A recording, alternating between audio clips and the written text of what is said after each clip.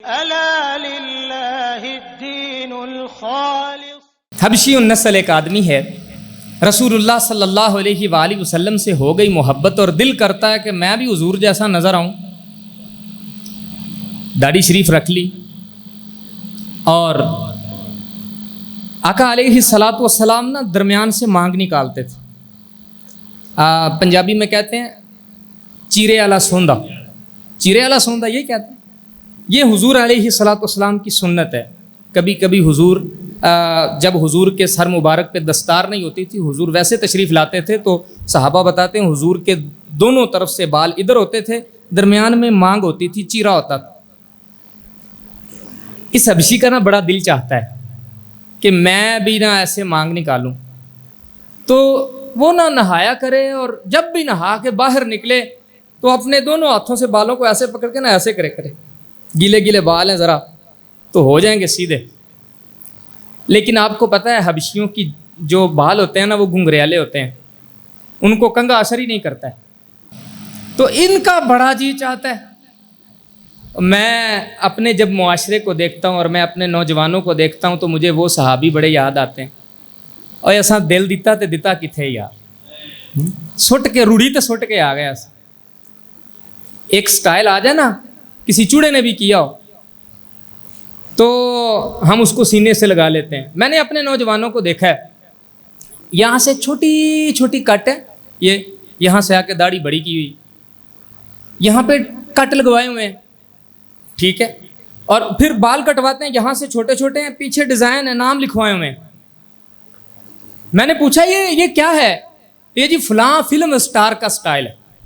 کس منڈی میں دل بیچ کے آیا ہے؟ کاش تو نے دل کا سودا اللہ رسول کے بازار میں کیا ہوتا تو تیری کوئی قدر پڑ جاتی ہیں جی۔ اور تو نے اپنی وہ حالت بنائی۔ ایک زمانہ تھا، آپ 25-30 سال پیچھے چلے جائیں نا تو ایک زمانہ تھا، خدا جانتا ہے، چوری یا زنا کے جرم میں کوئی بندہ پکڑا جاتا تھا نا، جس طرح اس کا حشر کرتے تھے، یہاں سے بال کاٹے یہاں سے چھوڑ دیے، یہاں سے کاٹے یہاں سے چھوڑ دیے، یہاں سے آنکھوں کے بال کاٹ دیے، وہ آج فیشن بن گیا اور میرے نوجوانوں نے اس کو سینے سے لگا لیا۔ پچھلے ہفتے کی بات ہے، ایک نوجوان کو دیکھا، یہ دونوں آنکھوں کے نا سینٹر میں کٹ لگایا ہوا ہے، دونوں آنکھوں کے میں نے کہا بھائی چوری کے جرم میں پکڑے گئے ہو یا کوئی زنا شنا کرتے ہوئے پکڑے گا؟ قاری صاحب خدا خوف کرو۔ میں نے کہا بھائی میں نے تو یہی دیکھا ہے کہ لوگ جب کوئی زنا کے جرم میں پکڑا جاتا تھا یا چوری کے تو اس کے ایسے ڈیزائن ہوتے تھے، ایسے یہاں پہ اس کے بال اس طرح سے تھوڑے سے کاٹ دیے، باقی رہنے دیے، تو یہ تو سٹائل وہ والا ہے۔ تو وہ کہنے لگا جی مجھے تو پتہ نہیں تھا، مجھے تو دکان والے نے کہا کہ یہ نیا ڈیزائن آیا، تو میں نے کہا بنا دے۔ دل کا سودا کرنا ہی ہے تو بازار مصطفیٰ میں کرو، جیسے اس حبشی صحابی نے کیا۔ اس کا جی چاہتا ہے میں رسول اللہ جیسا نظر آؤں، میرے بال چلو نہیں ہو رہے نا، بڑی دیر کوشش کرتے رہے، گرم سلاخ لی، اس سلاخ کے ساتھ اپنا سر درمیان سے جلا دیا، اور آپ کو پتہ ہے جہاں سے جلد جل جائے وہاں بال نہیں اگتے۔ وہ صحابی یہاں سے نا درمیان سے رکھ کے اس نے اپنے سر کو جلا دیا۔ صحابہ کہتے ہیں ہم جب اس سے کہتے کہ تو نے اتنی تکلیف کیوں اٹھائی، تو وہ کہتا تمہیں تکلیف نظر آتی ہے لیکن مجھے رسول اللہ کی سنت نظر آتی۔ میں جب بھی اپنا سر دیکھتا ہوں تو مجھے فخر ہوتا ہے، تکلیف تو ایک لمحے کی تھی، یہ میں نے رسول اللہ کی محبت اپنے سینے میں صدیوں کے لیے پال لی کہ میرے سر میں بھی ویسی ہی لکیر ہے جیسے رسول اللہ صلی اللہ علیہ وآلہ وسلم کی لکیر۔ اللہ ہمیں سمجھ دے دے، کاش ہمیں سمجھ آ جائے کہ ہمارا آئیڈیل کس کو ہونا چاہیے، ہم کس کے فالوور ہوں، ہم کس کے پیچھے چلیں، اللہ کرے ہمیں سمجھ آ جائے۔